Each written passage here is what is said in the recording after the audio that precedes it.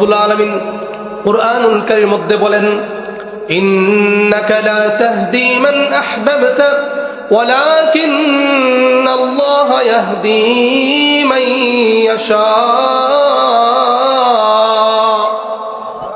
আল্লাহ রব্বুল আলামিন বলছেন, হে নবী, ইন্নাকা লা তাহদি মান আহবাবতা, আপনি যাকে ইচ্ছা তাকে হেদায়েত করতে পারবেন না, আপনি যাকে ভালোবাসেন তাকে হেদায়েত করতে পারবেন না।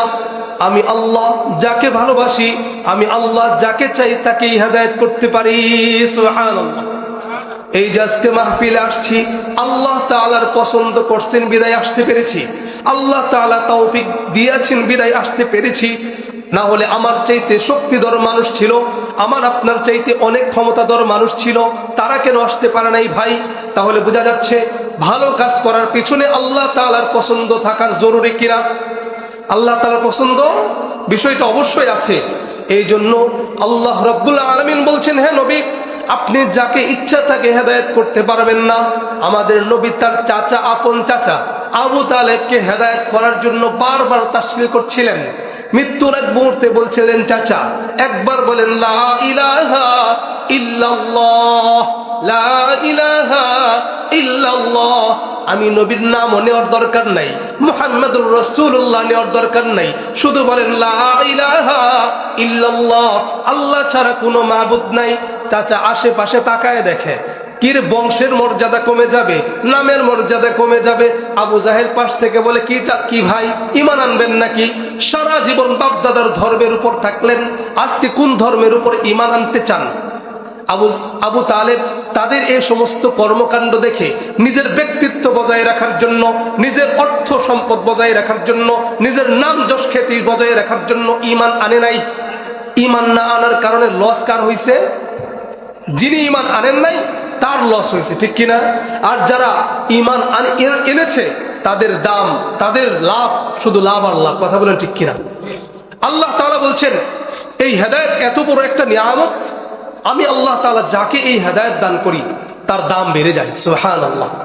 আমি আল্লাহ তাআলা দেখি না যেই ব্যক্তি হেদায়েত পায়, ওই আল্লাহ তাআলা বলেন, আমি দেখি না ওই ব্যক্তিটা কালো কিনা, আমি আল্লাহ তাআলা দেখি না ওই ব্যক্তিটা ঠোঁট মোটা কিনা, আমি আল্লাহ তাআলা দেখি না ওই ব্যক্তিটা অসহায় গরিব কিনা। আমি আল্লাহ তাআলা যাকে হেদায়েত দেই তার দাম বেড়ে যায়। শুধু দাম বাড়ে না, তিনি জমিনে হাঁটেন কিন্তু তার পায়ের আওয়াজ আসমানে শোনা যায়। সুবহানাল্লাহ। হযরত বেলাল রাদিয়াল্লাহু তাআলা আনহুর কথা আপনারা সকলেই জানেন। বেলাল রাদিয়াল্লাহু তাআলা আনহুর নাম শুনছেননি? আল্লাহ রাব্বুল আলামিন কেমন দাম বাড়িয়েছেন, কেমন দাম বাড়িয়েছেন। কানটা খাড়া করে খুব মনের কান দিয়ে কথাগুলো শুনবেন। এখন যে কয়টা কথা বলবো খুব দিলের কান দিয়ে শুনবেন প্রিয় ভাইয়েরা আমার। হেদায়েত কত দামি জিনিস, কত দামি জিনিস। বেলাল রাদিয়াল্লাহু তাআলা আনহু দেখতে সুন্দর ছিলেন না, কালো ছিলেন, ঠোঁটগুলো ছিল মোটা। গোলাম ছিলেন, কি ছিলেন? গোলাম ছিলেন। কিন্তু আল্লাহ রাব্বুল আলামিন যখন হেদায়েত দিয়ে দিলেন, তার মুখের মধ্যে শুধু একটা শব্দ, আহাদ আহাদ আহাদ। তার কথা যখন তার মুনিব জেনে গেল, উমাইয়া ইবনে খালফ যখন জেনে গেল বেলাল ঈমান এনেছে, বেলালের উপর কঠিন থেকে কঠিন নির্যাতন শুরু করে দিল। উত্তপ্ত বালুকোনার উপর শুয়ে, বালুর উপর শুয়ে বুকের মধ্যে পাথর চাপা দিয়ে রাখে আর বেলালকে শাস্তি দেয়। এমনকি রাতে শুধু তার উপর চাবুক মারে, রাতে তার উপর চাবুক মারতে থাকে, একের পর এক চাবুক মারে। উমাইয়া ইবনে খালফ চাবুক মারতে মারতে ক্লান্ত হয়ে যায়। আবু জাহেল চাবুক মারে, একের পর এক চাবুক মারতে মারতে যখন ক্লান্ত হয়ে যায়, তখন মক্কার দুষ্ট কাফেরের বাচ্চাদেরকে লেলিয়ে দেয়, বলে বেলালেরকে তোরা শাস্তি দিতে থাকবি। বেলাল রাদিয়াল্লাহু তাআলা আনহুকে তারা গলার মধ্যে রশি লাগাইয়া, পায়ের মধ্যে রশি লাগাইয়া টানতে থাকে বালির মধ্যে। পিঠগুলো ছুলে যায়। বেলাল রাদিয়াল্লাহু তাআলা আনহু কিচ্ছু বলে না, শুধু এক আল্লাহকে ডাকে, আল্লাহ। দুনিয়ার সমস্ত শাস্তি ভোগ করতে পারবো, কিন্তু জাহান্নামের আগুনের শাস্তি ভোগ করার ক্ষমতা নাই। আল্লাহ রাব্বুল আলামিন এই বেলালের দাম এত বাড়িয়ে দিলেন এই ঈমান আনার কারণে। কঠিন অবস্থায় ঈমান আনার কারণে বেলাল রাদিয়াল্লাহু তাআলা আনহুর দাম এত বাড়ালেন। আল্লাহর নবী বলছেন, আমি যখন মেরাজে গেলাম, মেরাজে যাওয়ার পর আমি জান্নাতে ভ্রমণ করছি, সব কিছু দেখছি। এমত অবস্থায় জান্নাতের মধ্যে কার যেন পায়ের আওয়াজ শুনতে পাই, হরমের আওয়াজ শুনতে পাই। বলেন আল্লাহু আকবার।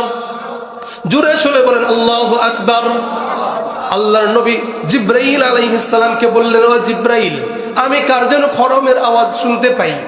আল্লাহর নবীকে জিব্রাইল আমিন আলাইহিস সালাম বললেন, ও মুহাম্মদ, ও নবী, এটা তো আর কেউ না, আপনার প্রিয় সাহাবী বেলাল। সুবহানাল্লাহ। আল্লাহর নবী দুনিয়াতে আসার পর আল্লাহর নবী মিরাজ থেকে ফিরে এসে বেলালকে যে বললেন, ও বেলাল, ফাইন্নী সামিআতু দাফানা আলাইকা বাইনা ইয়াদাই ফিল জান্নাহ।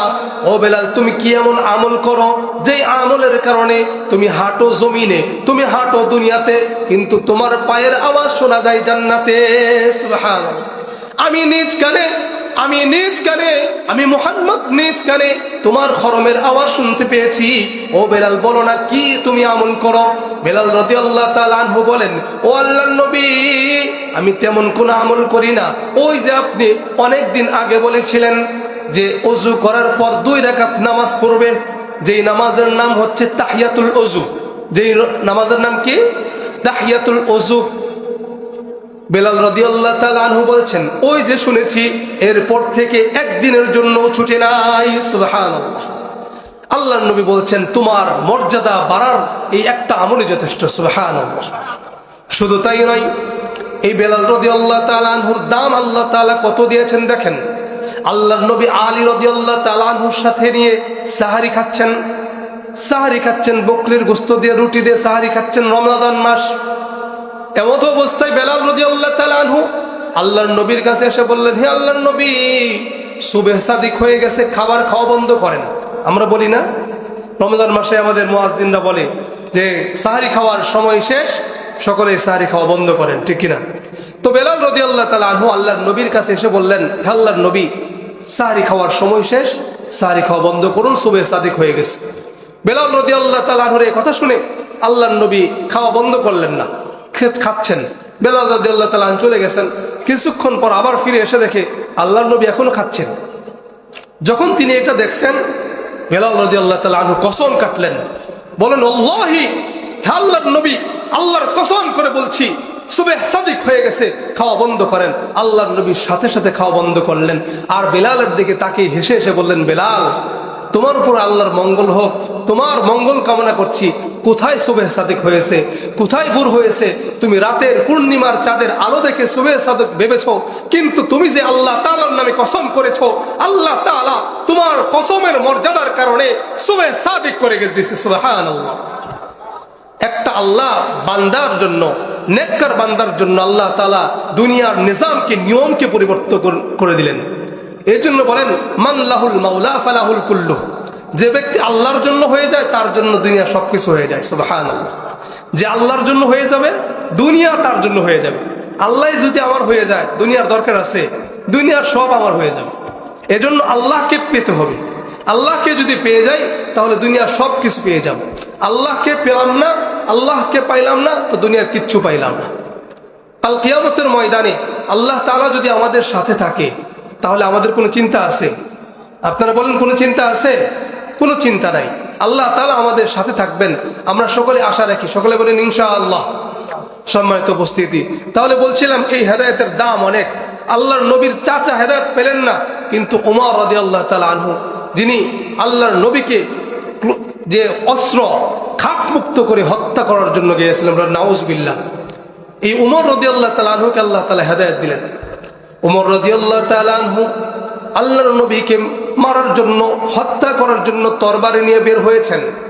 পথের মধ্যে এক সাহাবী তাকে দেখে বলে, ও ওমর, কোথায় যাও?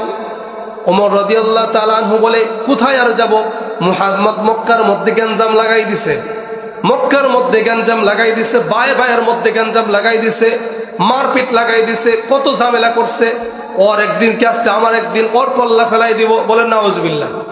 সাহাবী বলছে, ও ওমর, তুমি কার কল্লা ফেলতে যাচ্ছ? তুমি কি জানো তোমার বোন এবং তোমার বকরিপতি, তোমার বোন জামাই ঈমান এনেছে? বলেন সুবহানাল্লাহ। ওমর রাদিয়াল্লাহু তাআলা আনহু যখন এই কথা শুনলেন, তার মাথায় রক্ত উঠে গেছে। উমর নরম না গরম? সকলে বলেন উমর নরম না গরম? ইসলামের জন্য নরমের যেমন দরকার আছে, গরমের তেমন দরকার আছে। কথা বলেন ঠিক কিনা? উমর রাদিয়াল্লাহু তাআলা আনহু যখন এরকম গেলেন মারার জন্য যাচ্ছেন, তো সাহাবী যখন এই কথা বললেন, তিনি উল্টা ব্যাক করলেন তার বাড়ির দিকে, তার বোনকে মারার জন্য। যখন তার বোনের কাছে গেলেন, যা দেখে বোন কি জানি পড়ে, তাকে দেখে তাড়াতাড়ি করে লুকাচ্ছে। বোনকে দেখে বলে, কি পড়ছিস? বোন বলে, না তোমাকে দেখানো যাবে না, তোমাকে বলা যাবে না। তোরা নাকি ঈমান আনছিস? বলে, হ্যাঁ ঈমান এনেছি, তাতে কি হয়েছে? এটা বলার সাথে সাথে বোনকে দিয়েছে একটা ঘুষি। বোনকে ফিরাতে আসছে তার জামাই ভগ্নিপতি, তাকেও দিয়েছে একটা ঘুষি। নাক থেকে রক্ত বের হচ্ছে। এমত অবস্থায় ঈমানের একটা বিষয় হচ্ছে পাওয়ার এমন, ঈমান আনার পর যে যত বেশি ঈমানের পর আঘাত করবে, তার ঈমানের পাওয়ার তত বেশি বেড়ে যাবে। বলেন সুবহানাল্লাহ। যত পাওয়ার, যত আঘাত করবে, তত ঈমানের পাওয়ার বেড়ে যাবে। কথা বলেন ঠিক কিনা? আমাদের বাংলাদেশে ঈমানের উপর চলার কারণে আলেমদের উপর যত নির্যাতন এসেছে, জুলুম এসেছে, এক মুহূর্তের জন্য আলেমরা হক কথা বলা বন্ধ করেছে। আলেমরা ফাঁসির কাস্টে ঝুলেছে, কিন্তু হক কথা বলা বন্ধ করেন নাই। সম্মানিত উপস্থিতি, উমর রাদিয়াল্লাহু তাআলা আনহু যখন এরকম ভাবে মারছেন, তার বোনরা ঈমানের পাওয়ার আরো বেড়ে গেছে। তার বোন বলছে, তুমি যদি খাত্তাবের ছেলে উমর হয়ে থাকো, শুনে রাখো, আমি খাত্তাবের মেয়ে ফাতেমা, আমিও ঈমান থেকে এক মুহূর্তের জন্য সরে দাঁড়াবো না। বলে সুবহানাল্লাহ। যখন এই কথা বলছে, ওমর রাদিয়াল্লাহু তাআলা আনহুর মনটা নরম হয়ে গেছে। তিনি বলতেছেন, ও বোন, কি এমন বিষয় যে বিষয়ের প্রতি ঈমান আনলে, মার খেলে এই ঈমান আরো বেড়ে যায়, আমি এই জিনিসটা দেখতে চাই। বোন বলে, না না, এটা এমন একটা জিনিস, এটা নাপাক শরীরে ধরা যায় না, নাপাক শরীরে পরা যায় না। তুমি কাফের, তুমি যতক্ষণ পর্যন্ত পবিত্র না হবে, তুমি ততক্ষণ পর্যন্ত মুসলমান না হবে, ততক্ষণ পর্যন্ত এই কোরআন তুমি স্পর্শ করতে পারবে না। সুবহানাল্লাহ। ওমর রাদিয়াল্লাহু তাআলা আনহু বলছেন, না না, আর তো দিল মানে না, দিল তো আর সয় না, তাড়াতাড়ি আমাকে মুহাম্মদের কাছে নিয়ে যাও। সুবহানাল্লাহ। আল্লাহর নবীর কাছে যখন ওমর যাচ্ছে, হামজা রাদিয়াল্লাহু তাআলা আনহু দরজার মধ্যে দাঁড়িয়ে আছে। হামজা রাদিয়াল্লাহু তাআলা আনহু ওমর রাদিয়াল্লাহু তাআলা আনহুর হাতের মধ্যে যখন তরবারি দেখছেন, তিনি বলছেন, আজকে যদি মুহাম্মদের উপর কোনো আক্রমণ করার জন্য কেউ আসে, তার একদিন কে আমার একদিন, আজকে ওমরের গর্দান উড়াই দিব। আল্লাহর নবী বলছেন, ও হামজা, আমার চাচা, আপনি দরজা থেকে সরে দাঁড়ান। আমি কালকে আল্লাহ তাআলার কাছে দোয়া করেছিলাম, আল্লাহ, মক্কার মধ্যে দুইজন উমর আছে, একজন হচ্ছে আবু জাহেল, আরেকজন হচ্ছে উমর ইবনুল খাত্তাব। দুইজন উমর থেকে একজনকে আমাকে দান করেন। সুবহানাল্লাহ। আল্লাহ তাআলা আমার দোয়া মনে হয় কবুল করছে, এই জন্য উমর আমার কাছে আসতেছে, রাস্তা সাইড করেন। সুবহানাল্লাহ। জোরে বলেন সুবহানাল্লাহ। হামজা রাদিয়াল্লাহু তাআলা আনহু যখন রাস্তা সাইড দিলেন, উমর রাদিয়াল্লাহু তাআলা আনহু ঘরে গেলেন।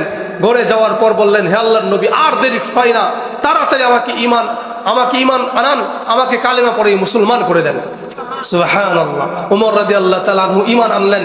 ঈমান আনার পর উমর রাদিয়াল্লাহু তাআলা আনহু, ঘটনা সংক্ষেপ করছি, উমর রাদিয়াল্লাহু তাআলা আনহু মক্কার সামনে, কাবা ঘরের সামনে তরবারি ক্লোশ মুক্ত করে ঘোষণা দিচ্ছিলেন, ও মক্কার মুশরিকরা, শুনে রাখো, আজকে কে আছো এমন, আমি উমরের সাথে লাগতে আসবে, ইসলামকে ধ্বংস করার জন্য আসবে। কারো যদি মায়ের বুক খালি করার ইচ্ছা হয়, তাহলে আসো, আমি উমরের সাথে লাগো। কারো যদি বউকে বিধবা করার ইচ্ছা হয়, আমি উমরের সাথে লাগতে আসো। কেউ যদি মায়ের বুকের দুধ খেয়ে থাকো, আমি উমরের সাথে লাগতে আসো। একটা কাফের মুশরিক সেদিন সাহস পায় নাই। বলেন সুবহানাল্লাহ। আল্লাহ তাআলা ইসলামকে বিজয় দান করেছিলেন। তাহলে আল্লাহ তাআলা কাকে কখন হেদায়েত দিবেন, আল্লাহ ছাড়া কেউ জানে না। সুবহানাল্লাহ, আল্লাহু আকবার। এই জন্য সম্মানিত দোস্ত আহবাব, এই হেদায়েত দামি জিনিস, আল্লাহ তাআলার কাছে এটা চেয়ে নিতে হবে। আল্লাহ তাআলার কাছে এটা চেয়ে নিতে হবে। আল্লাহুম্মা হদিনা ফীমান হাদাইত ওয়া আফিনা ফীমান আফাইত ওয়া তাওয়াল্লানা ফীমান তাওয়াল্লাইত।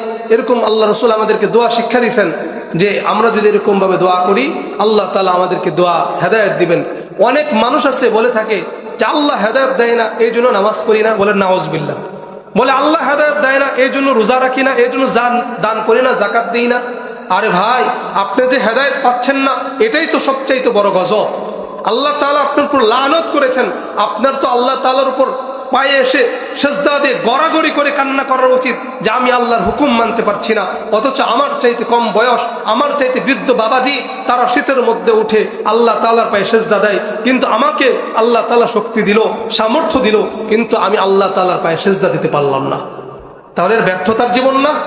সম্মানিত